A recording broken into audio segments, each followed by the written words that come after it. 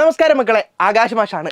അക്ബർ കക്കട്ടിൽ എഴുതിയ വളരെ രസകരമായ ഒരു കഥയായിരുന്നു കിണറ്റിൽ വീണ പൂച്ചയെ എങ്ങനെ കയറ്റാം എന്ന് പറയുന്ന കഥ. അതിൽ ഒരുപാട് കഥാപാത്രങ്ങൾ നമ്മൾ പരിചയപ്പെട്ടു. കഥാകൃത്ത് എഴുതിയ കഥാകൃത്ത് തന്നെയാണ് അതിൽ ഏറ്റവും പ്രധാനപ്പെട്ട കഥാപാത്രം. കഥാകൃത്തിന്റെ ഉമ്മ, പൂച്ച, കാസിം, അനന്തൻ, ബാബു ഇവരൊക്കെ എന്ത് ചെയ്യാണ് ആ കഥയിലെ കഥാപാത്രങ്ങളായിട്ട് വരികയാണ്. അങ്ങനെയാണെങ്കിൽ കിണറ്റിൽ വീണ പൂച്ചയെ എങ്ങനെ കരകയറ്റും എന്ന് പറയുന്ന പാഠഭാഗത്തിലെ ഏറ്റവും പ്രധാനപ്പെട്ട കഥാപാത്രമായ കഥാകൃത്തിന്റെ കഥാപാത്ര നിരൂപണം എങ്ങനെ എഴുതാം എന്നാണ് നമ്മൾ ഇന്നത്തെ വീഡിയോയിൽ പറയുന്നത്. മക്കളെ, ഏത് കഥാപാത്ര നിരൂപണമായാലും ചില കാര്യങ്ങൾ എന്താണ് സെയിം ആണ്. നമ്മൾ എന്ത് ചെയ്യണം, എപ്പോഴും പഠിച്ചു വെക്കണം. ഇവിടെ നിങ്ങൾ കണ്ടോ, കഥാപാത്ര നിരൂപണം തയ്യാറാക്കുമ്പോൾ ആദ്യം നമ്മൾ ചെയ്യേണ്ടത് കഥാപാത്രത്തിന്റെ പേര് അദ്ദേഹത്തെ എന്ത് ചെയ്യുന്നു, പരിചയപ്പെടുത്തുന്നു. അക്ബർ കക്കട്ടിൽ എഴുതിയ കിണറ്റിൽ വീണ പൂച്ചയെ എങ്ങനെ കയറ്റാം എന്ന കഥയിലെ പ്രധാന കഥാപാത്രമാണ് കഥാകൃത്ത്. അപ്പൊ കഥാപാത്രത്തിന് എന്ത് ചെയ്തു, കഥാപാത്രത്തെ പരിചയപ്പെടുത്തി, അദ്ദേഹത്തിന്റെ പേര് പറഞ്ഞു. ഇനി അദ്ദേഹത്തിന്റെ കഥയിലുള്ള സ്ഥാനം, ഇതിലെ കേന്ദ്ര കഥാപാത്രം, ഏറ്റവും പ്രധാനപ്പെട്ട കഥാപാത്രം, അതാണ് സ്ഥാനം എന്നതുകൊണ്ട്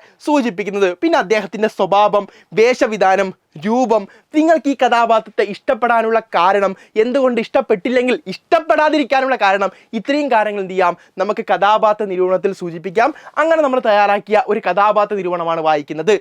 അനവധി കഥകളിലൂടെ പ്രശസ്തനായ കഥാകാരനാണ് അക്ബർ കക്കട്ടിൽ.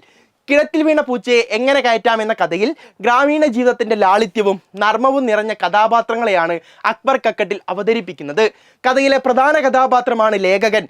സാധാരണ ഗ്രാമജീവിതത്തെ നിരീക്ഷിക്കുകയും അതിലെ രസകരമായ മുഹൂർത്തങ്ങളെ നർമ്മത്തോടെ അവതരിപ്പിക്കുകയും ചെയ്യുന്ന വ്യക്തിയാണ്. കിണറ്റിൽ വീണ പൂച്ചയെ രക്ഷിക്കുന്ന കാര്യത്തിൽ ഓരോരുത്തരും പറയുന്ന അഭിപ്രായങ്ങൾ കേട്ട് ആകുലപ്പെടുന്നുണ്ടെങ്കിലും ആരെയും വെറുത്തോ കുറ്റപ്പെടുത്തിയോ അല്ലാതെ സ്നേഹത്തോടെ സമീപിക്കുന്ന സ്വഭാവമാണ് കഥാകൃത്തിന്.